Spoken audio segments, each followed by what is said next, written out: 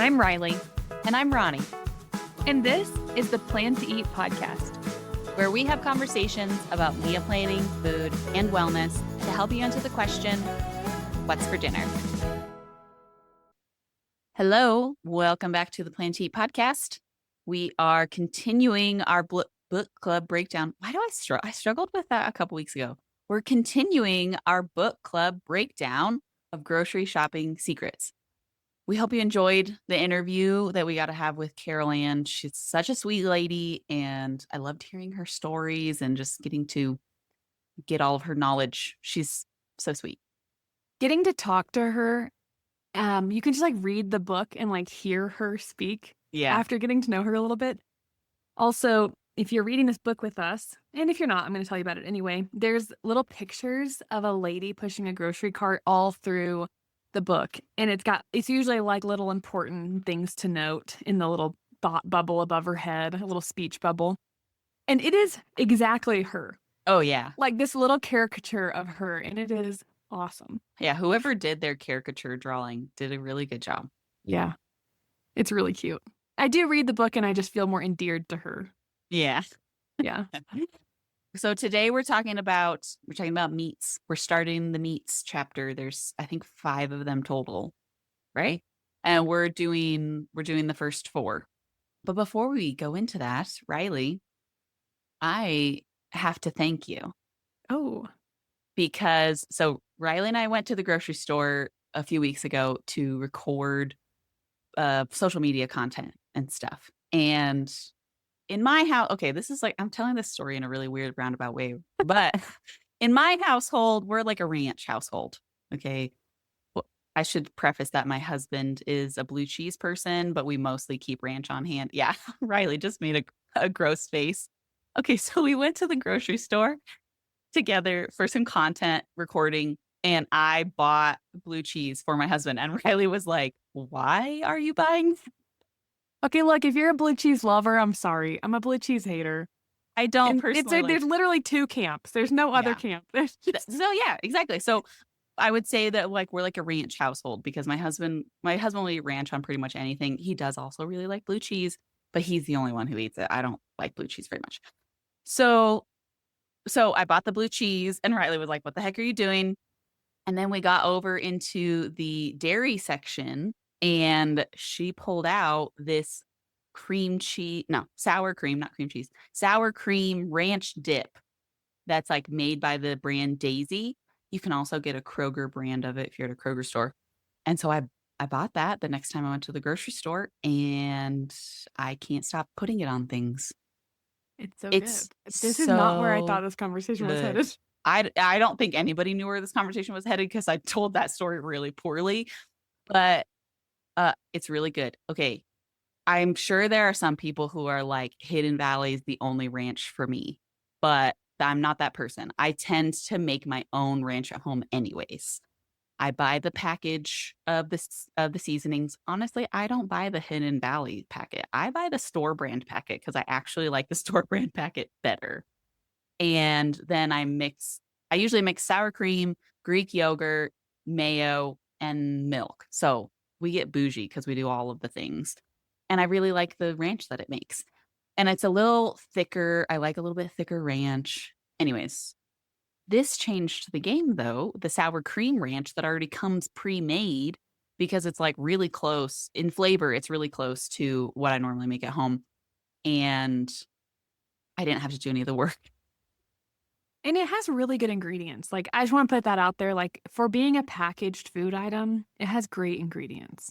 Yeah, it really does. Yeah. There's no oils or anything. It's just sour cream and seasonings, basically. Pretty much, yeah. Mm-hmm. So it's really good. If you're a ranch household or a ranch person and you don't know about this already, I highly recommend it. You can find it in the refrigerated section where the sour cream lives. And it is a dip, so it's a lot thicker. So when I actually was eating it on a salad, I mixed it with a little bit of milk to thin it out. Still delicious. They have a French onion one too, by the way. I saw that and I wasn't sure if I wanted to buy it because French onion stuff can often linger on the palate, It's pretty good. Okay. I buy them both. So anyways, thank you for introducing me to that product, Riley. You're I've welcome. actually been eating a ton of vegetables because I wanna eat the ranch. I actually had the thought earlier. I was like, "Ah, it's thicker, which means you can put more on your vegetables. It doesn't, like, run off." Well, now that we've successfully plugged Daisy sour cream, let's talk about chicken. Yeah, these are not related at all. That would have been better for the last one where we talked about dairy products, but I didn't know about it then, Yeah, so you didn't. Yeah. So as Ronnie already said, we are gonna talk about meats. We're talking about chicken, turkey, pork, and beef. So if you are not a meat eater, you can skip ahead. We're gonna do some more dinner dilemmas at the end of this episode, like we always do. So if you would like to skip, we are gonna be talking about meat, packaged, how it's packaged, how to store it, clean it, how to choose it appropriately. So just this is your warning. If you're not into it, skip this, go to the end. okay, I guess I wanna start with all of these chapters are they're more similar to the selecting dairy and cheese chapters. So the first few chapters in this book that were related to fruits and vegetables, it like enumerated individual fruits and vegetables and gave you information about each individual one. Whereas this is more like general guidelines, and each chapter kind of follows the same formatting of like, here's how you should select it, here's the appearance you're looking for, check your sell by dates. If you're selecting something that's frozen, here's something to think about. If you freeze it, here's how you freeze it. If you're thawing it, here's how you thaw it. So she kind of follows a similar formatting for each of these chapters. While we are kind of like talking about some overview things, one of the things that I know we've mentioned it before, but I don't know if we've really talked about it in regards to the book, but she does say, particularly when it comes to meat, do all of your dry goods shopping first and then Mm-hmm. refrigerated items last. I know this is kind of common knowledge, but I feel like it was worth saying because you want all of your meat products, regardless of which one we're talking about, you want them to be cold when you check out and you want them to be cold when you get home so that you can put them immediately back in their refrigerator so that there's no issues. Yeah, I actually don't grocery shop that way. You don't? No. Well, it depends on I mean, every grocery store in the world is laid out so different. And I mean, okay, not really. Like you have kind of some like commonalities, but where you enter the store and what you shop for first is going to be different store to store. Yeah.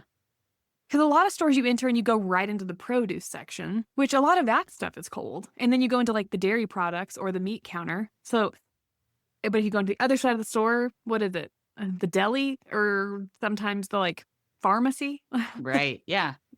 Yeah, every store is different. And I'm in general more of a perimeter shopper, which is often where the cold cases and stuff are anyways. But yeah, like the way that I have my grocery list laid out is just like I I go around our store in how would you it's probably clockwise. And so I usually start at the dairy products. It's just the habit that I'm in, you know? Yeah. So maybe I need to adjust the way that I shop, but that's gonna be hard. I've Well, been doing it this way well, for like 10 years. Well, really, I was about to say real talk habits are hard to break, right? Like, I often go into that same Ronnie and I shop at the same grocery store. And so the majority of the time, right? Yeah. So I enter the side that is less busy, Yeah, which I do is the too. side that goes right into the pharmacy. I'd rather just go in where it's quiet. Like I like to shop when nobody else is there. Who Yeah. doesn't, right? And so I understand why you shop the way you shop. I would say that the majority of my grocery list is cold. Yeah. And so, like, because I am a perimeter shopper also, like, the majority of the things that I buy are gonna be from the exterior, like, the outside perimeter of the store, right? All the cold stuff.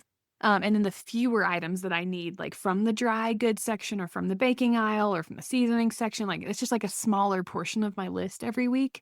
So I suppose I could swap it, but because it's so few things that I buy from the middle, I feel like I'm the same way. I do often get meat last, though. Mm. I just I will think go back over there. I would end up backtracking too much if I went through all of the middle aisles to grab pasta, canned beans, Mhm. whatever the things are that are in the middle aisles. And then if I had then I would have to backtrack to go back to where like the milk and stuff is. Yeah. So I just think it would make my grocery shopping take longer. I will say that when I put stuff that's cold into my shopping cart, I bunch them all together. Or Yeah, if I same. get something like if I get like frozen chicken tenders or something, I put them on top of something else that's cold. I use Well, them as and insulation. totally, yes. And then, like we talked to Carol Ann last week, like, she's very particular about the way that she bags things, and so I'll Yeah. put all of my things together. I think some of this also depends on how far you live from your grocery store. I live about 45 minutes from the grocery store, and so I frequently take a cooler unless it's the dead of winter, and if I don't, then usually it's totally fine in my car because it's 10 degrees. I often take a cooler, and if I forget, that's exactly what I do. I pack as much cold stuff into one bag as I possibly can and drive home as fast as I can. So it doesn't go bad. But I think some of it depends also on where you like, if you are a slow shopper, then maybe prioritize the cold stuff last, and if it takes you a long time to get home, put all those things last, so Yeah. Just things to think about. It wasn't yeah. really something that I had realized I was doing until I read it in this book. Yeah, I understand. Let's talk about chicken. Everything in me just wanted to cluck like a chicken right then, and I just held back, but I I have think kids, y so I that's think what we you do. I was gonna say, I think you should do it. I was the one who did a impersonation of a British person a few weeks ago and embarrassed myself, so Alright, so when you select chicken, here are some general tips. It should have a yellow tint. The meat should be pink and have like a fleshy hue to it. As it ages, it's going to fade to a dull gray color. That is not the chicken that you want to purchase at the grocery store. Please do not. Avoid that at all costs. It should also be plump. So when you press it, it should be resilient and kind of like bouncy, returning to its normal shape. And it should smell clean. So, like, you might not be able to smell it in the grocery store. Most likely you can't. But once you get home, if you open it and it has like a clean smell, you have a very fresh chicken. yeah, one thing in here that was interesting that she mentioned is when you're buying a whole chicken, which I often buy whole chickens at the grocery store, but she said, "Don't ever buy a whole chicken that has already been stuffed." Yes, I thought that was interesting too. I don't think I've ever done Yeah. that, but now I know not to. I don't know if I've ever seen it like that at the grocery store either, but just word to the wise, if you ever see one that's pre-stuffed, don't buy that. She says that any like stuffed fowl should just be stuffed right before it goes into the oven. Mhm. It's really hard to know at a store, like, how long something has been there, and so, like, you would have no idea how long since it was stuffed that you were purchasing it. Yeah, exactly. So one thing that I thought was interesting is she talks about the different chilling Yes. processes for chicken. So like once the chicken has been defeathered, there are two different methods for chilling that chicken before it then gets frozen. And one of them is a cold water bath, which she says this is kind of the industry standard. So you basically immerse the chicken in cold water. But the problem with that is that then the chicken ends up absorbing some of that liquid. And so she says the better option, if you can find it, is air chilled. And air chilling is like a circulation. You think about like when you're if you've ever been in like a walk-in freezer, like you just feel that like circulating cold air. That was kind of what I thought about when I read this. And that is better for chicken because then it's not absorbing that extra moisture. So particularly if you are getting chicken for like deep frying and you want that like really crispy, yummy skin on it, having an air chilled chicken is the way to go. This is one of those sections that reminded me quite a bit of salt, fat, acid, heat, Yeah. because it's just the idea that this slight change in your cooking process, or in this case, your purchasing process, you can improve the quality of your food substantially. Yeah. And I think I wasn't expecting this book to be similar to Salt, Fat, Acid, Heat. Like they have, that one was more about the cooking process and how to be an amazing cook. This is more about shopping, right? And how to be a great shopper, saving money, picking the right items. But just these little tweaks that make you ultimately the end goal of being a better home cook is what I'm shocked to find is the similarity between these two things. But just this little tip, like if you want it to be less, if you don't want it to like have a ton of liquid coming out of it when you cook it, like if you're going to deep fry it, you want it to not have all that extra liquid. Otherwise it will be soggy. Hmm. And so just that little tiny tweak, you may not even have any idea why it didn't get crispy, but like that could have been the problem, right? And now if you know that, you can shop properly for the thing you're cooking. Right. Reading this made me think about those restaurants that you go to where you're like, oh my gosh, they just have the best chicken and you don't know what it is, you don't know what's different about their Mhm. recipe. And I'm like, maybe they use air chilled chicken. And that's what Yeah. makes it that much better. And nobody could figure that out as far as the quote unquote secret recipe was concerned. Yeah, absolutely. Yeah. One thing that I found really interesting about this section, Ronnie, is the different types of chickens that you can buy in the store. So roaster, broiler, fryer, Cornish hen. Like I was today years old, Ronnie, when I learned that a Cornish hen is not a game bird. It's a small broiler chicken that's less than 5 weeks old and weighs 1 to 2 pounds. I was today years old when I learned that too. Yeah, I didn't Like know I that. feel so silly. I was like, not that I've ever done this, but I would have been the person who Googled, like, what's a Cornish hen look like? You know? Does it look like a quail? Yeah. Yeah, Yeah. exactly. Yes. So a roaster, you've seen these. Everyone has seen these in the grocery store if you've shopped for chicken. It all has to do with how much they weigh and how old they are. That's what's going to say, like, but that's what's going to label these different chickens. Hmm. There's an element to this, the roaster, broiler, fryer, that feels like this is like knowledge that my grandma would know, Yeah. right? Like she would know the difference between a broiler and a fryer chicken. And she would send And you a to, Cornish hen. yeah, and she would send you to the grocery store and be like, only get a broiler. Do not come home with a roaster chicken, you know? Yes. Yep. It's so funny that you say that because I can see from my desk a letter that my grandmother wrote me. It's like in this like clear stack thing. And I was thinking about her earlier, just thinking like these are things she would know. Yeah, But like I can like see her handwriting on this like on the envelope of the letter that she wrote me. And I'm like, yeah, you're totally right. Like she would know the exact all these totally. things. All these things. And now you can know it too because Caroline wrote us a book. So now we know. Now we can all know the things that we didn't learn from people in our family. And it's information that it's hard to even pass down because it's almost like, well, of course you know that. How do you not know that a Cornish hen is a tiny chicken? Right. But I didn't, so. And if you don't ever cook Cornish hens, like I've never cooked a Cornish Me hen, neither. so I've never looked into a recipe for it. I'm sure somebody has written a blog post that would have told me this, but since I've never cooked one, I have no idea. Yeah. All right, so she goes into with these different meats. She goes into the different labelings that you might see in the grocery store. So things like free range, cage free, all of that kind of stuff. And one thing that I thought was really interesting is that she says in the United States, federal law prohibits the use of hormones and steroids in chicken. So if you see a packaging that says like no hormones and steroids, they're just marketing to you because they're not allowed to do that anyways. We talked about this with eggs, Yeah. that the eggs were not allowed to be given, like, or chickens that were laying eggs are not allowed to be given anything. It is really helpful information to know that chicken that we buy to consume, the chicken part of it, the meat part of it, simultaneously is not allowed to be given that. So just for everyone, I feel like this is such a fascinating thing because it's a bit of like news, shocking news, like, oh my goodness, these chickens were given steroids and that's why they're massive. It's like, Yeah. well, no, it No, probably has to do with their age. their age or More, the breed of yes. chicken, maybe. Yeah. Because in the United States, you cannot buy a chicken that was given hormones. It's not allowed to be in our grocery stores. Yeah, I like this kind of knowledge because I do think there is kind of some fear mongering around these things sometimes. And it's nice to be like, no, I actually know that the answer is different. Fear mongering is exactly the term that I could not come up with when I was speaking just a moment ago. Thank you.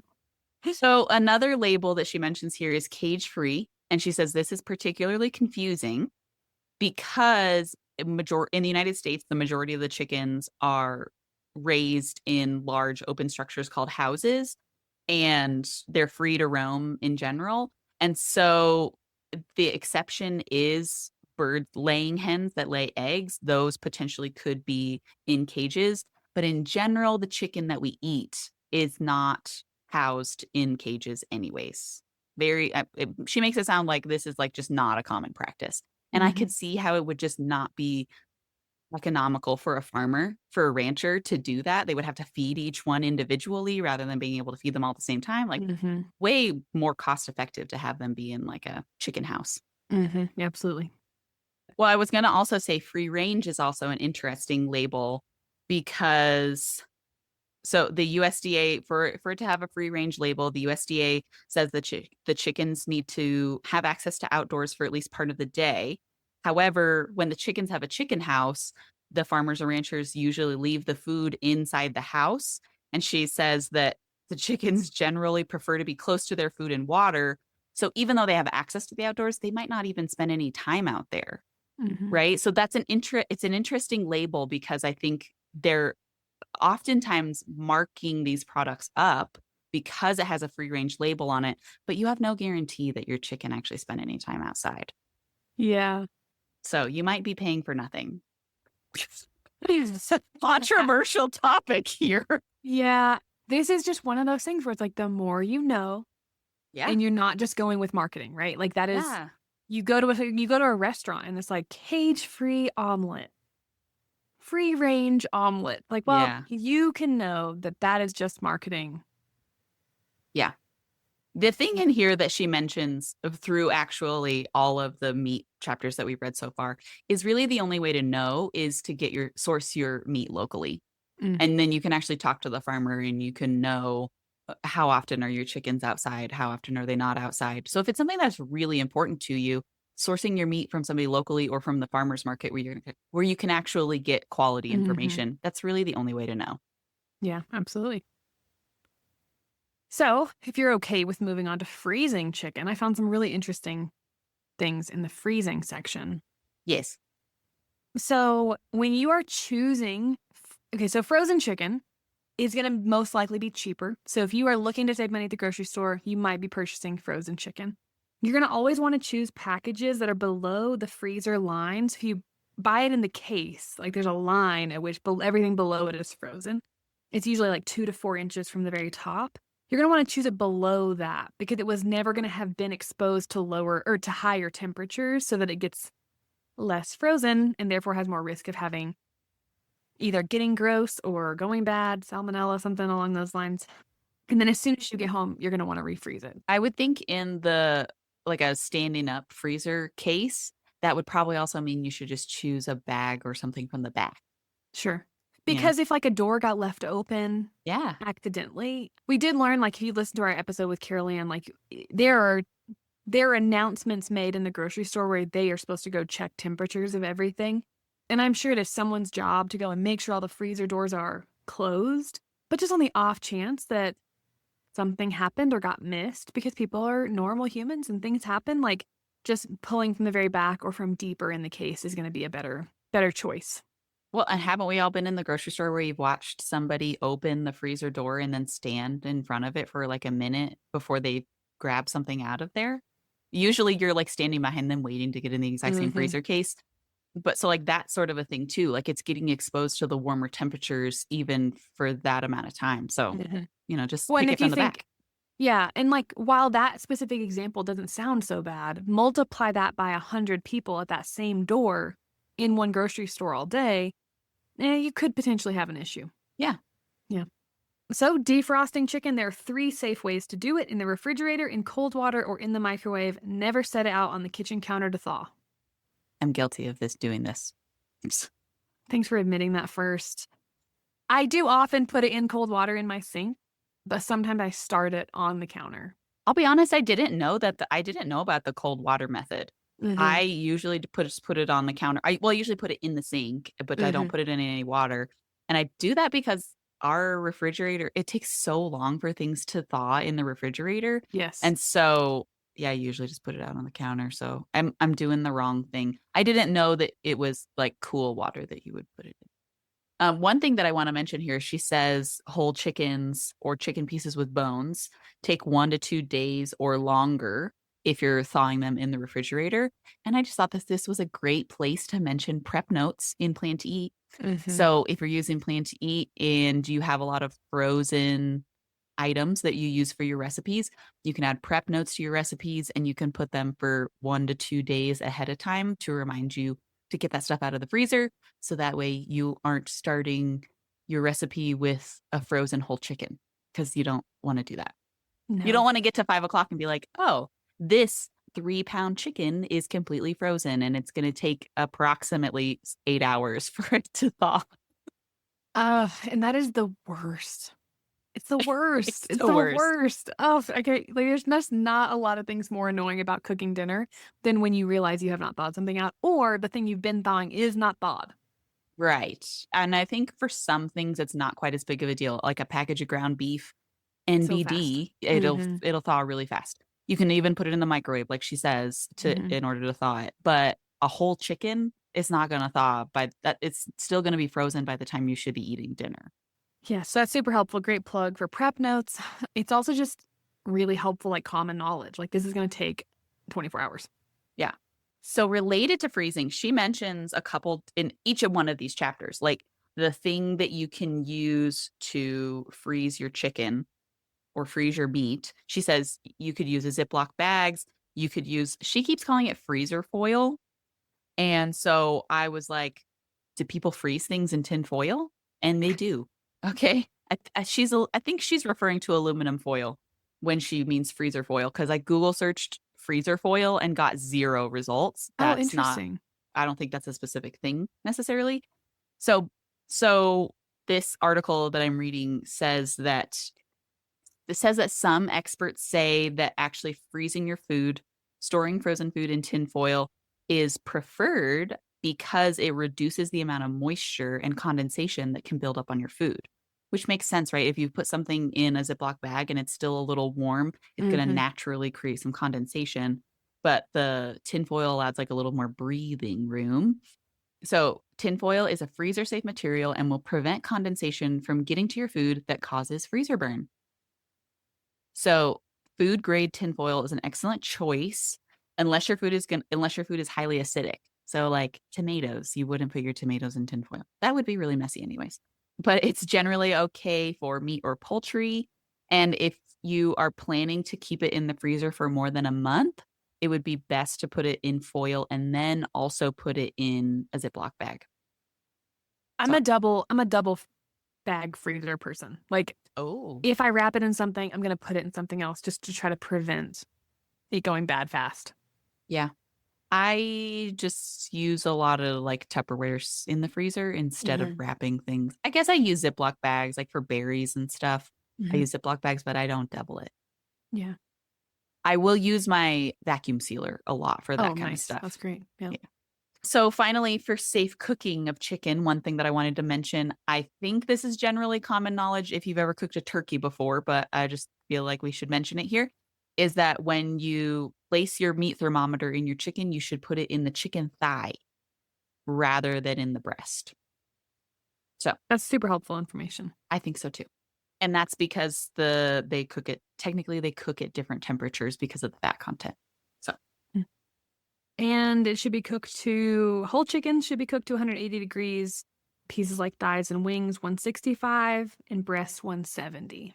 mhm. Which if you have ever grilled and you use a meat thermometer to like see when your food is done on the grill, like honestly a lot of thermometers have this written on them. Yeah, Especially like meat thermometers have them written on them for easy like reference. But it's just helpful to have in mind. I think it's helpful. I think so too. I mean, you You, want to cook meat to the right temperature. you do.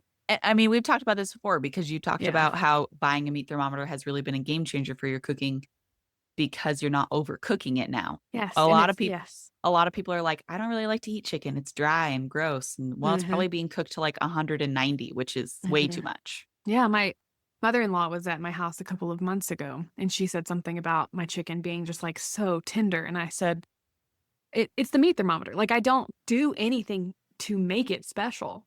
Really, I just use a meat thermometer, and that helps because then, I'm usually if I'm grilling chicken breasts, like, at 160, I'm, like, preparing the plate to, like, get them off. You know what I'm saying? Like, we're not going anything past 160. Like, 167, I'm like, "Oh, no, we gotta get these things off of here." So, Yeah. I am pretty quick. Like, I know that once we get to, like, 160, 162, like, we're coming off pretty quick, and it really does help preserve the, like, juicy flavorfulness of it, so it's not so hard Yeah. chewing and Well, dry. and she doesn't mention this, but I think that it was mentioned in Salt, Fat, Acid, Heat that meat in particular does continue to cook slowly Mhm. after it's taken off of the heat source. So you do kind of want to take something off maybe 2 or 3 degrees before. So if you're aiming Mhm. for 165, take it off around 160, 161, and then it'll actually get to 165 by the time you're ready to eat it. Mhm. Yeah, it's helpful. All right, let's move on to turkeys. There a lot of the information about turkeys I feel like is similar to chickens, Super so similar. I think I think we just touch on some highlights. One of the things that is different here is obviously that most of the time when we're getting turkeys is in the fall in the United States. It's around Mhm, Thanksgiving, and she recommends if you don't get a fresh turkey to get a flash frozen turkey mhm. because the flash freezing ensures that the turkey will have the same level of freshness as the day it was frozen, which is the exact same reason why frozen vegetables are a great option is because they're flash frozen. And she Absolutely. actually says that flash frozen turkeys can keep up for up to 1 year, which I didn't know. I was really surprised by that. She also mentions in here she actually mentioned this with both chickens and turkeys that when you're selecting them from the grocery store, make sure they have all their body parts. And I don't think I've ever bought, like, a whole chicken. I don't think I've never personally bought a whole turkey, but I've never bought a chicken that was, like, missing a body part You've before. never bought a whole turkey? No, no, I've never bought one from the oh, no, no, no, that's false. I think I bought a single one because we after Thanksgiving a couple years ago, my husband really wanted to smoke a turkey, and my mom was like, "I don't like smoked turkey." So, we didn't have it on Thanksgiving, but since they're on super sale after Mhm. Thanksgiving, we bought one and we smoked it ourselves. So, I have bought a single turkey, I think. I really this is like a debate. A lot of people don't like turkey. They'd prefer a ham on Thanksgiving. Mm, I feel like in the circles that I run in, the centerpiece of Thanksgiving is kind of like widely varies. It varies yeah. between people. Growing up, it was always turkey. Yeah. Very rarely did we have ham, and it was usually because like one uncle didn't like turkey, so there was ham. You know what I'm saying? Like just like my preference at Thanksgiving between turkey and ham is turkey. Yeah, I we pretty much always have turkey. My dad didn't like turkey, so, like, for a few years, we did prime rib instead Yes. on Thanksgiving, but mostly we do turkey, and I do really like the smoked turkey. Yeah, smoked turkey is delicious. So good. And Yeah, the this bone broth that it makes after the fact yeah, is so good. oh my gosh, I could drink gallons of it, I think. Okay, so funny story.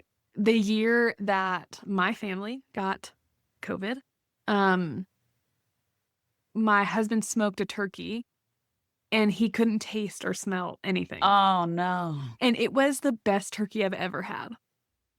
I had not lost my taste and smell.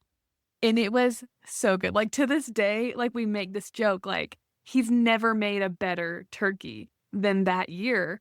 And he couldn't taste it at all. Oh, no. But it was so good. I feel bad Wow. even talking about it right now just because even it's been like 5 years since then, you know? And I just it's like a touchy subject. Oh, man. My mouth's, like, watering thinking about smoked turkey restaurant. The last few years we've done prime rib because we just really like prime rib. But I kind of want to do a turkey now. See, this is the thing is, I mean, the middle of summer, a smoked turkey would be great for the middle of summer because it's outside, Mhm. but I can you even buy a turkey right now? I wouldn't even right, like, you just don't see them in the grocery Yeah. store until it starts to get close to Thanksgiving, I feel like. Yeah, I actually was just thinking like would it be weird to smoke a turkey right now in July? But I was like before you started your what you were saying, I was thinking that. But you're right, actually, I just don't look for them No, yeah. because I cook a turkey and eat a turkey once a year. I eat turkey lunch meat, but otherwise I just don't cook turkey very often. Ground turkey sometimes. Yeah. But, yeah, I don't like I said, I wouldn't even know where to look in the grocery store for a whole turkey. Probably next to the Cornish hens. Probably. Okay, so if you're buying a turkey for something like Thanksgiving or another gathering, in case you didn't know, I feel like this is always the thing where people's like, "Did we buy a big enough turkey?" When you're calculating how much to buy, plan to purchase between 1 and 1.5 pounds per person.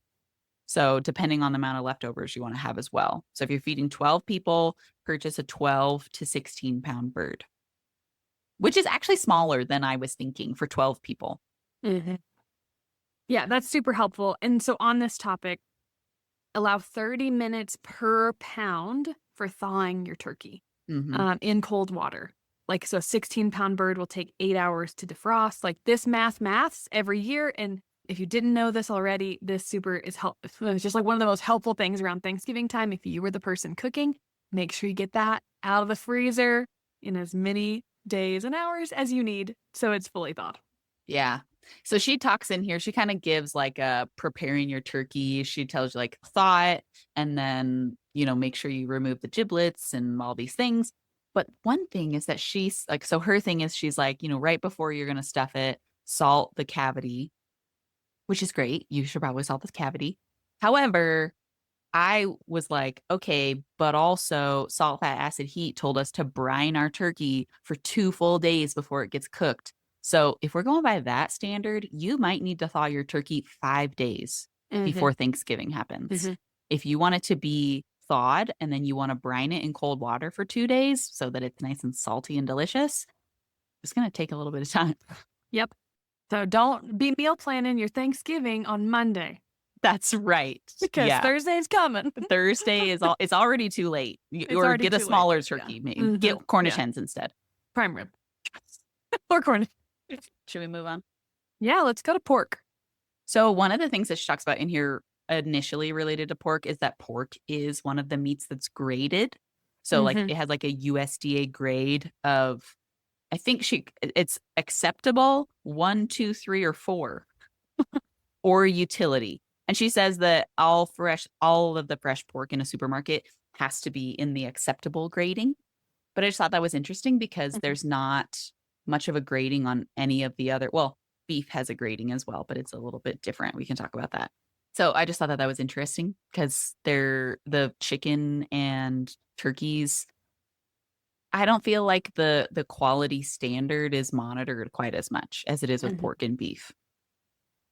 And I'm not exactly sure why, other than I feel like pork is one of those meats that you have to be super careful with. Like, Yeah, you want to cook it perfectly, there's yeah, no wiggle room. You want to select really high quality pork. I feel like pork is one of those things that I feel like I choose with way more choosiness, and I eat probably the least. mm, So I feel like I don't know exactly why pork is graded and nothing else is, but I'm guessing it's just because of like its risk factors of like if it goes bad, it's bad. yeah, yeah.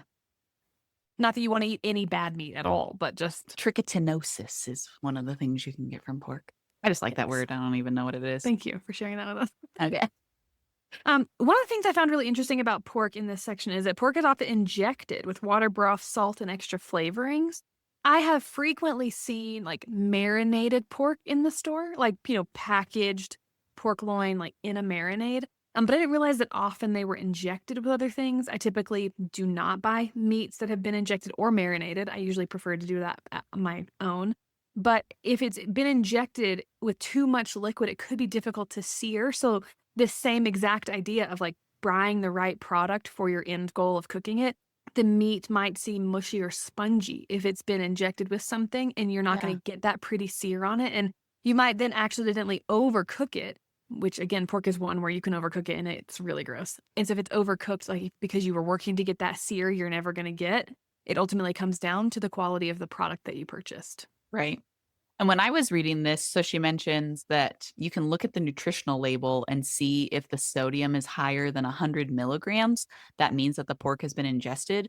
So also if you're somebody who Injected. needs, what did I say? Ingested. Oh, injected. So if you're somebody who needs to be on a low sodium diet, this would Mhm. also be something to consider when you're selecting pork because you might think, oh, well, of course I can't have sausage because it's already been salted, but I should be able to have pork chops. Well, make sure you check the label still to make sure it's not high in sodium. Yeah, absolutely. But I thought this might be a good opportunity for us to talk about marinating anything. Any of the meats that we have talked about chicken, pork, turkey, beef. So she talks a lot about in this every section of these meats and poultry that we're talking about have a marinating section. And she often talks about marinating it and then boiling the marinade if you're going to use it as a basting, like Hmm. a component, like if you're basting it and you're putting it on the grill or something. And I was just curious, like when I marinate food, I usually will create my marinade, save some of it out if I'm going to use it for some other portion, like if I'm going to use it as a sauce or if I'm going to baste my food with it. I'll just save some out before I add my meat to it. But she's saying that you can actually use it by boiling it if it's been in contact with the raw meat. But I've never done that before. I usually just save a portion out and discard all of the remaining marinade after I've started cooking. Or like after I've pulled my meat out of it. I'm so curious. What do you do? That's exactly what I do too. That's like one of the things that my mom taught me cooking was like, don't ever use the Yeah. marinade for anything else because it potentially has bacteria, E. coli or whatever, salmonella in it. So this is interesting. If you, number one, forgot to save a Mm-hmm. portion out and you're like, well, shoot, I needed to be able to baste this, you could boil it, which would then make it safe enough to put on the meat. Or if you're just trying to be thrifty, I guess, this could be a way to, you don't have to make a bigger batch of the marinade and you could just reuse the stuff that was already touching the meat. Yeah. I just found that to be such an interesting part of this section that I wanted to certainly bring it up. So related to that, because I did actually want to bring up the marinating. So going back to chicken can be marinated, not married. Married. Married. Chicken can be marinated for up to 2 days. Okay, so I Mhm. feel like we had this conversation when we were talking about salt, fat, acid, heat around something related to, I think I was marinating some meat and maybe it was beef. And I was like, but how long do we actually marinate it for? So these are the answers. Okay. Yeah. Chicken can be marinated for up to 2 days, not any longer. Let me find turkey. Pork, while you're looking for turkey, pork can be marinated in the refrigerator for 3 to 5 days, which is pretty substantial. It actually makes me curious about those pre-marinated porks in the grocery store because I'm wondering how long they've been in those packages. If 3 to 5 days is the right length, how long have they been packaged in Well, their marinade? and Carol Ann told us that she prefers not to buy Mm-hmm. pre-marinated meats in the grocery store because usually it means they were closer to their sell by date. And so they're kind of like trying to cover up the fact that it's not as good. Like it's like Mm-hmm. its shelf life is Yeah, leery of dwindling. that, yeah. Yeah. So she doesn't actually have marinating for turkey on here, which makes sense because most people are using whole turkeys and marinating a whole turkey would probably be a lot. Sure. Yeah. Well, I'll go ahead and mention beef. Yeah. Beef is normally marinated for 6 to 24 hours, but it can be marinated up to 2 days in the refrigerator. Yeah. So I think so she mentions here, she says after that time the beef may begin to break down. And I think that's the thing we were talking about with salt, fat, acid, heat, was she Hmm. said be careful of the acid because it can actually start to like cook the meat. Essentially like it breaks down the coils of the proteins. Oh, yeah. Hmm. So 6 to 24 hours. That's your beef. Do you want to just move on to beef? Yeah, let's do that. Okay. So one of the cool things that I liked that she did in this chapter is she went through the different cuts of steaks and roasts because she says, a lot of times a recipe will call for a flat iron steak. And then you go to the grocery store and you're like, none of these say flat iron. Yeah, What am I supposed to buy? Or been there. if you get meat from a butcher, a lot of times they call it something different. Like when we have gotten a whole or a half cow before, they often label their cuts differently than what you would find in the grocery store. Yes. So I think it's worth just like running through this list pretty quick just so that you can have a general idea of what we're talking about. Boneless strip steaks are also called Kansas City, Manhattan, and New York strip. Flat iron, also called shoulder top blade fillet, top blade steak. There's a ball tip, top sirloin, filet mignon, also called tenderloin filet and tenderloin steak. I've got a funny story about that momentarily. Porterhouse, T-bone, flank is also called London broil. Skirt is also called inside skirt, outside skirt, and arrachera, which sounds like such a beautiful name. Ribeye is also called Delmonico, Spencer, and Scotch. Shoulder is top round steak, also called butterball. Round, also called rump. Cube steaks, Denver, also called bottom chuck, and underblade. Flapped is also called bavette. There's a tomahawk steak and a tri-tip. And if you're pinching pennies, more affordable steaks are going to be the flat iron, strip, sirloin, blank, skirt, and tri-tip. Do you want to run through the roasts Sure. list? So a chuck roast could also be called chuck eye, blade, pot, or chuck roll. Clawed, which I've never heard before, could Mm-mm. also be called arm chuck, arm pot, chuck primal, or pot roast. I think pot roast is what I've seen that labeled as. I don't know why. Arm pot. It just made me laugh. It's probably good you're reading this list and not me. Okay. And then we have brisket. Rib could also be called standing rib or prime rib. Strip loin, also called top loin. Tenderloin. Top sirloin, also called top butt. Top round, also called inside round or London broil. Bottom round, also called rolled rump or eye of round. Tri-tip roast, also called a triangle. Sirloin tip, also called knuckle. And when you're pinching pennies, the bottom round, top sirloin, clawed, and top sirloin roasts are the most affordable. So Awesome. remember that, everybody. Okay. Or just buy the book. Just by the book. So my husband asked me, we were gonna have steak for dinner, and he just said, "Hey, you need to go grab those out of the freezer so that we could thaw them out." And I don't know if I've talked about this much on the podcast, but we raised our own beef. We raised our own cows for beef. I think I have a little bit. And so we have quite a bit and quite a variety of beef in our freezer. Like we call it the beef fridge or the beef freezer because it is where we put all of it. And so I went out there, just minding my own bit, I just doing my own thing, going to grab the rib eyes that he wanted to have for dinner. And I grabbed tenderloin steaks. That's pretty different. Which I couldn't find what he was looking for. So I just thought, okay, well, these look pretty good. It was like a smaller portion of steak. And I thought this is what we need for today.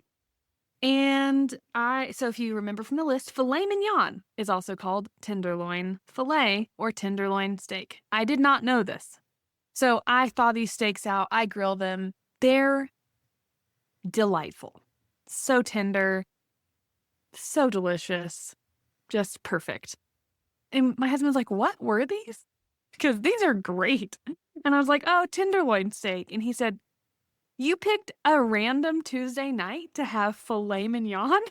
And I did not know. I felt so silly. But I said, yes, I did. You're welcome. But it was because I just was uninformed. And I just grabbed something to thaw out. I did not know. And I apparently chose the most expensive, most high quality, most delicious part. And that's what we have for dinner on a random Tuesday. Not an occasion. No anniversary, nothing. Well, now you can have the prime rib for something special. Yes, absolutely. So as we talked about, beef is graded. So the USDA has prime, choice, select, standard, and commercial. And so prime beef is like the best of the best. She says that usually grocery stores only will have 2 or 3% of a prime beef in the grocery store. 2 or 3% of all of the beef they have will be prime graded. And she said choice is usually a little less expensive, but still has good flavor. So she says that mostly what she buys is choice beef. One thing that I thought was interesting is she talks about specific so she says that she prefers choice because she says if she buys anything less, she doesn't find it to be very flavorful. She says sometimes she'll spend extra money on the prime cuts, but one thing that she says is that she doesn't ever purchase prime for a rib roast, nor does she buy tenderloins or filet mignons, like what you're talking about, as prime because she finds that they're a little mushy, which is super interesting, right? Because that cow was raised to have really tender meat. And so there's almost this like tipping point where you get these cuts that are naturally really tender, and then you raise the beef to be a really tender beef. And some of those cuts actually get to be a little less desirable because you're like, it's almost not appetizing. And I don't know if you've ever had this experience, but like we eat all sorts of game meat. And like my favorite game meat is antelope. However, I don't really like antelope backstrap. I say that with a caveat because I do really like it. Sometimes it can be excellent, but a backstrap is the most similar thing to a tenderloin. And sometimes having antelope backstrap, I'm like, it's kind of a little too soft. If that antelope was like really, I don't know what the thing is that would make an antelope more tender than another one, but there are some times that we've had it where I'm like, I didn't actually really like that antelope tenderloin, that backstrap very much because it was really, really almost too soft. It's almost like you're like, I don't want my meat to be like baby food. That was really gross. I am curious if this is more of a preference Like if this, I think this is a preference point Yeah, it might be. more than it is like every, so much of this book is facts, right? Like this is what your meat should look like. This is what a sell by date is. This is how it's graded. This is what free range means, period. Yeah. But I am wondering here if like her describing fillets or tenderloins as too mushy is actually a preference for how she likes her meat cooked or a Mm. preference for how she likes her meat, her beef in particular. Because even what you're talking about, I mean, I've had antelope backstrap before and incredible, just like so good. But I tend to like my steaks on the rare side. Right, me too. And so I'm just curious if like this like mushiness, I'm just curious if this comes down to like a preference of how the meat is cooked and how the meat feels like. Yeah, that's a really good um point. That's a good point. because I feel like this is one where this is a section where I feel like people get really protective of the way that they like to eat it and pretty guarded about how other people like to eat it, as in like negative. Like I'm sitting here thinking about some people that I know and how they like their steak. And I'm like, what's the point of even eating a steak? You've cooked it to oblivion. Right. Or other people I know who barely cook it at all, you know? They Um, prefer a steak tartare. well, I mean, I like steak tartare, but like I'm thinking like a ribeye where it's like barely seared. Have Yeah. you ever had steak tartare? Yeah, it's not my favorite. Okay, there's a restaurant in Fort Collins that used to have steak tartare on the menu. My husband and I got it as an appetizer, and it was so delightful. We were Mm. shocked at how much we liked it, but we haven't had it anywhere since then, and they've taken it off the menu, sadly. Oh, yeah. But I'm just wondering if this, because I feel like people are pretty protective of the way that they like their meat, particularly their beef cooked. Yeah. Well, so you saying this also makes me wonder if I don't have a very sophisticated palate. Because I think like a lot of people like pâtés and stuff, and pâté is not for me. But like it's that idea of like a soft meat, right? Mm. Like it's like a soft meat spread, and that's just not for me. But so like I wonder if there's like somebody who's like very, I don't know, they have really expensive tastes when it comes to meat and the meat that they buy, and so like for them they're probably like I would only ever buy a tenderloin in prime because I Hmm. like it to melt in my mouth, you know? Yes. Well, so when she says mushy, I'm wondering if the way if what she's describing is tender and like melt in your mouth. Like Yeah, that's what I'm thinking. Cause I'm thinking, I don't think I've ever had a mushy steak, right. but I would never have described a very, like, in my opinion, perfectly cooked tenderloin, which is more like medium rare. Right. Um, and like I'm thinking like melts in your mouth, like soft, like just delightful, like to like eat. It's like you don't have to work hard to eat it. Right. But I'm wondering if she would describe that as mushy. Yeah. I'm interested, we're going to get to seafood next time, and I'm interested to see what she says about that because I've had some seafood, like some fresh salmon on Mm-hmm. sushi that was like literally so Yeah. buttery and melts in your Mm-hmm. mouth. It's like the best food memory that I have, I feel like. And I'm wondering what her commentary is about that kind of stuff, or if she Mm-hmm. has any about it, if she maybe doesn't like fish that way either. Yeah. We'll see. I don't know. That was the only thing I've ever read in this book where I'm wondering if that was a preference over just like straight facts, you She know? does when she talks about temperature, like Mm-hmm. cooking your meat to a certain temperature, she does only mention medium rare Mm-hmm. as like that's the lowest temperature that she goes to, and I always order my steaks rare or cook them rare. So maybe I she found likes that it a little. yeah. Maybe because she has been around a grocery store and is, accustomed to thinking about foods in terms of like risk management of getting Mm-hmm. ill from food. Mm-hmm. Like maybe she just automatically likes her meat cooked a little more than I do. Yeah.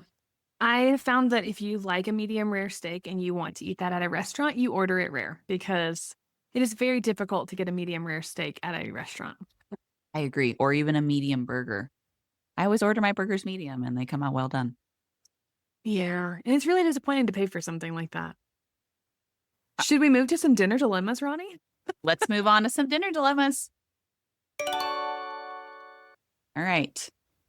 First up, we are talking to Heather. I do great with planning for a couple of weeks, and then I'll have a really busy weekend, and suddenly there's no plan and probably no groceries, and it's all takeout for the rest of the week. Haven't we all been there? I think this is a common problem actually, is like some Mhm. people are really good at creating a plan and then really struggle with sticking to it, you know? Like they're like they have good intentions. It's the like best laid plans of mice Mhm. and men kind of situation. Mhm. So my first thought related to this is particularly since you feel like it happens so often and maybe it's an entire week that it happens, Mhm. I would keep some extra like pantry staple meals on hand so that maybe the whole week doesn't have to be takeout. And you can Mhm. at least get maybe 3 homemade meals in during that week. Maybe you get lucky and one of those homemade meals makes some extra leftovers. We always talk about the freezer, having a couple freezer meals, doing the Riley style of freezer meals where when you are actually cooking, you make a double batch and then the Mhm. second half of it goes into the freezer. I would say kind of like set yourself up for success with that, where it's like if you haven't made it to the grocery store, you still have some food at home that you can Mhm. make recipes from. She also says here that, like, there's no plan because they had a busy weekend. This is also a great time to use menus, or if you've had a great plan for weeks, look 3 weeks ago, pull that exact plan and duplicate it for this Yeah. week. It's 3 weeks to me is a long time between meal plans, and I personally don't have any issue repeating one, especially if, like, that work is done for me. Yeah. And so I have the same problem that this person is saying, like, I plan usually Sunday nights, I meal plan. I create a grocery list. I either go shopping on Monday or I grocery pick up on Monday. Tuesday, if I'm already going to go to town, like I've already mentioned in this episode, I live quite away from the grocery store. So I kind of coordinate my trips into town. And so, like, if I am too busy on Sunday, I will find the same struggle, except the only difference is that I live too far from takeout. But that like keeping things in your freezer so that there's only 1 or 2 days of like, "What are we gonna eat? Yeah, we got tuna," like because I run into the same problem if I have a busy day when I normally meal plan and then I get out of the rhythm. And so I would just say, like, looking back at a previous week, just duplicate it, pull it down, drag and drop it to, the week that you have ahead, and then that work is done for you. And then you don't have to go do the takeout thing. Like, there is nothing wrong with takeout, but it just builds on itself it's so costly, especially if you do it so many nights in a row. And so I would just say, try to reuse what you've already done. Yeah. And I think to build off of that idea, Riley, is that if you've already made the meal plan and you're repurposing a previous meal plan and you have the option for grocery delivery, Mhm. right? It sounds like part of the struggle is like we had a crazy busy weekend. I number one didn't meal plan, number two didn't grocery shop. So repurpose an older meal plan and then have the groceries delivered to your house and Mhm. bada bing, bada boom. Yeah, and then it's almost no different than takeout. You just have to cook it when it gets there. Right. Which I guess is different than takeout. Yeah. All right, so we have another one from Spencer. Knowing what I have in my freezer and my pantry. Well, if you are a Plan to Eat customer, Spencer, which I'm guessing you are, since you wrote into the Plan to Eat podcast, we would recommend using your staples list as an inventory for both your freezer and your Mhm. pantry. You can put in all of the things that you normally keep at home into your staples list and then double check that list when you go to make your meal plan and you go to make your shopping list. You can reference that list when you're thinking about, Mhm. okay, what kind of meat do we have? What kind of meat should I use in my recipes this week or frozen vegetables or whatever the things are? Do we have pasta? That kind of stuff. It's not a foolproof system because unless you're incredibly diligent Mhm. about making sure to update your app every time you use something, there's going to be a little bit of inconsistency. So part of it is that you can definitely track it in Plan to Eat. The other part of it is you might need to do a little bit of double checking if you're uncertain. Mhm. Usually what I do when I create my meal plan is I cross off all the things that I know 100% we already have at home. Mhm. And then I do just like a quick whip around the kitchen to be like, okay, we do still have milk. We do still have Mhm. pasta. We do still have rice. So I don't need to buy those things at the grocery store, or I do need to keep those things or add those things to my Mhm. list. The other thought that I have is we gave this tip a few weeks ago to somebody who was struggling to coordinate with their family Mhm. members. is that you could keep a list on your fridge or your freezer on like a whiteboard or something. If that's a little bit easier of a management system, it doesn't have to be digital. So Hmm. you could do more of a handwritten system where you cross things off and write, ground beef and you have 5 tick marks next to it or something. So that's a possibility. Yeah, I don't have anything to add other than that we will never not recommend that you shop at your house before you go to the store. I feel like we will never not because it's going to save you so much time and money in the long run that whether you've made a little handwritten list for pantry and freezer or if you keep it inside of Plan to Eat, nothing is going to beat like double checking to see if you have it. Because if you have to go back to the store for something because you thought you had it and you didn't, that's time and money wasted. And if you buy a duplicate, that's money wasted. And so we're going to always recommend that you look and double check and kind of like put your eyes on the things you actually need. Just so that's the only thing I would add to that. Totally. Michelle's dinner dilemma is that she needs quick vegan meals for Wednesdays and Fridays, which she says Wednesday and Friday fast days, which I'm guessing she Mhm. means fasting days.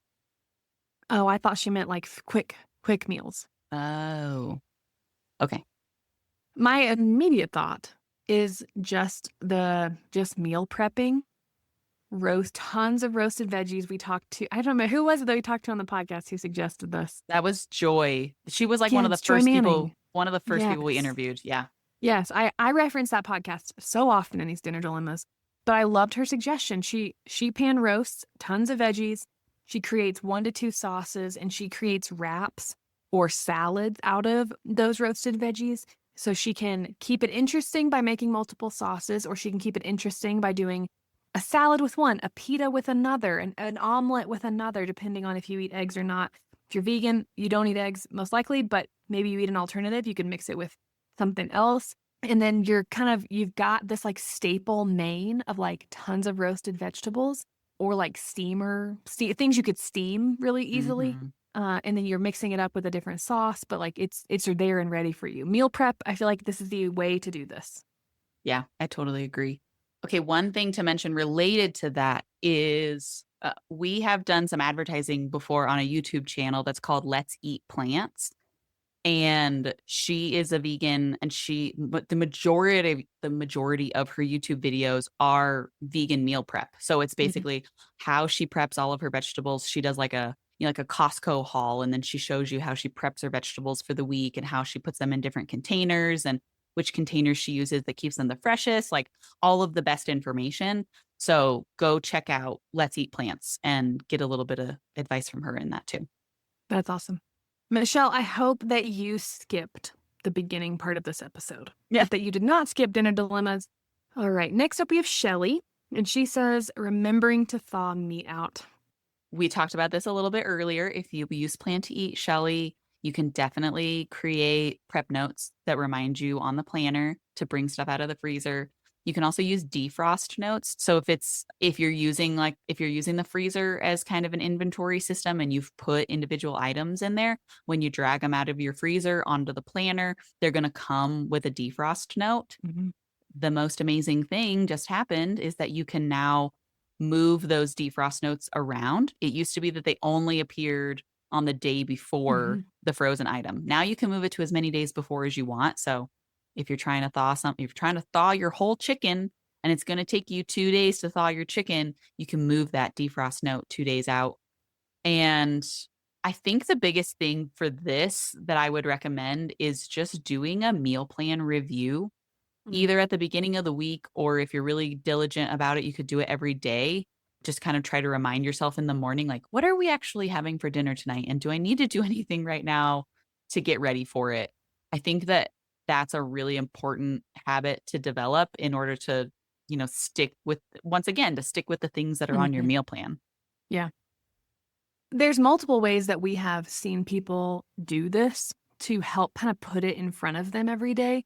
If you don't mind having things magnetized to your fridge, you can print your list. You could create a note on your phone that says, hey, check your meal plan. Alternatively, you can have a lot of people have like digital calendars in their home. You can sync your meal plan to your calendar. Those those prep notes, those defrost notes, those will sync also. So you could do something along those lines, but kind of like I don't know, everyone does their life so different, and I tend to look at my week as a whole on Sunday, kind of figure out what life's gonna look like, what is my meal plan gonna look like, and then I go day to day. And usually I look at my calendar every morning and I'm saying, okay, what am I gonna get done today? Well, how am I gonna structure my day today? Do I have childcare today? Am I cooking something during nap time because it's gonna be like a dinner that takes a long time? And usually in the morning is when I'll review, okay, do I need to get something out of the freezer? And usually, if I'm looking at that at 7 in the morning, there's still plenty of time to thaw something out or make a quick change of like, "Oh, I didn't thaw out the entire chicken." But typically what I cook is plenty of time to defrost something. So just kinda like building in, like there's just a couple of ideas for how to build in like checking your meal plan. But I love to cook and I like to get to the dinner time portion of my day and like cook whatever I've planned and like whatever that's like a creative thing for me. So it's not outside of my like daily thought process to think through that. So I know not everyone's the same as me, but there are some ideas. Sure. I like it. Okay, Lisa says, how to do things slowly when your family isn't on board. How do you build success in small steps? And how do you keep going when you feel alone and discouraged? I believe in it so much, but it's been a hard journey. And I love your app and your podcast. It makes a world of difference. Oh my gosh, I just want to hug you. I know. Thank you, Lisa. And I really hate that you feel like meal planning is something that is discouraging and you're going at it alone. Yeah. And we have no idea the backstory for what Right. you're dealing with. We don't know if it is picky kids, picky spouse, picky in-laws, whoever lives with you, we don't know. And there could be a lot of other things at play. Some of the first things that come to mind are those like little tips I just gave the last person who wrote in. Just the idea of like, how do you build in your own rhythms? Like those ones I just said, no one else does that. Like even Sunday nights, nobody at my house would eat if I did not ask everyone or just do it myself. Like, what do y'all want to eat this week? Or what are we cooking? What am I cooking this week?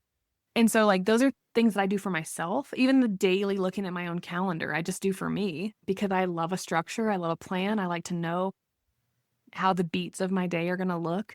And so I would just say doing some of those things could be really helpful. And maybe your family just like super loves takeout. And if they do, but you are fighting a battle of like, we can't spend money there right now.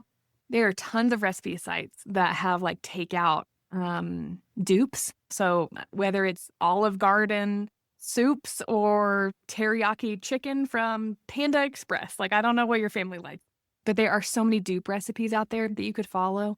And also I would just say start small. Like don't plan 7 days worth of dinners and lunches and breakfasts.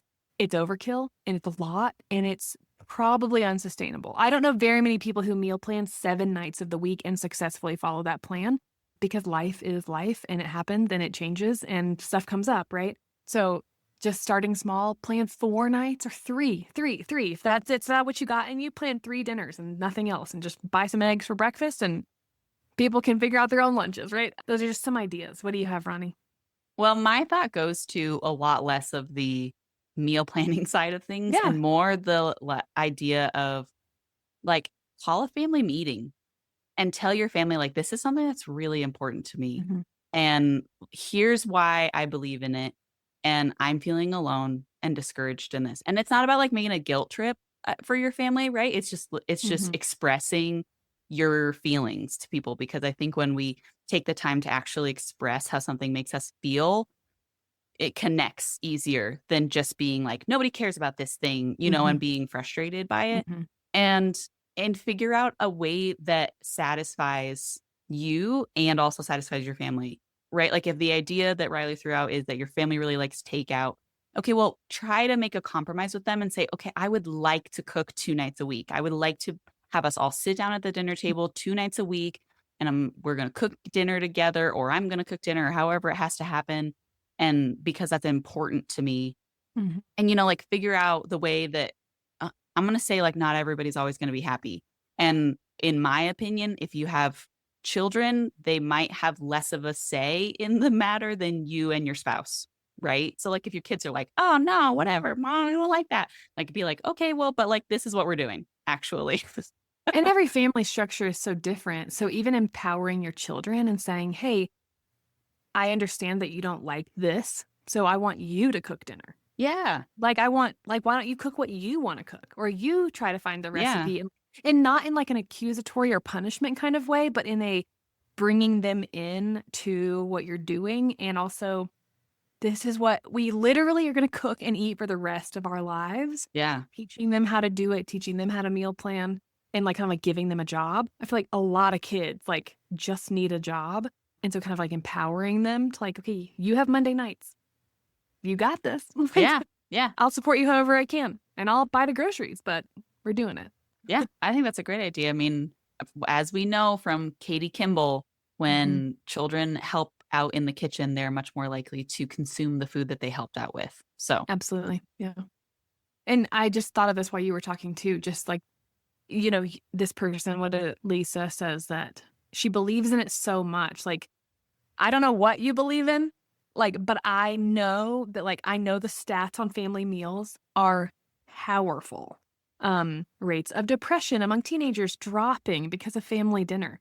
Like, that's huge, right? And so just if that is what you're fighting for in your family, like, don't stop, keep going.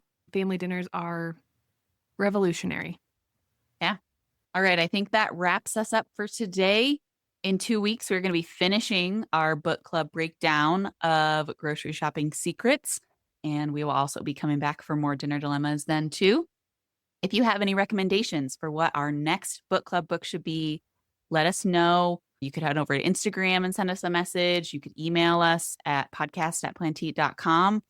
Just get in touch with us. We would love to hear your thoughts and opinions. And if you have a book related to cooking or food that really changed your perspective, we would love to know about it. We like our perspectives to be changed. And again, thanks for listening. We will talk to you again in 2 weeks.